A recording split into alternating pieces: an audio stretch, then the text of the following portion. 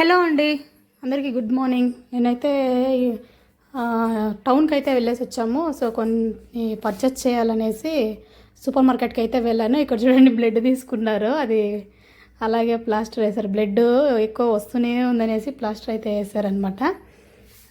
ఇక్కడైతే బాదాము, జీడిపప్పు అవైతే తీసుకుంటున్నాను, అయిపోయింది అనేసి. ఇంకా తినడానికి ఏమైనా తీసుకుందామనేసి చూస్తూ ఉన్నాను అనమాట. మా ఆయనకి ఎక్కువ బిస్కెట్లు పిచ్చిందనమాట.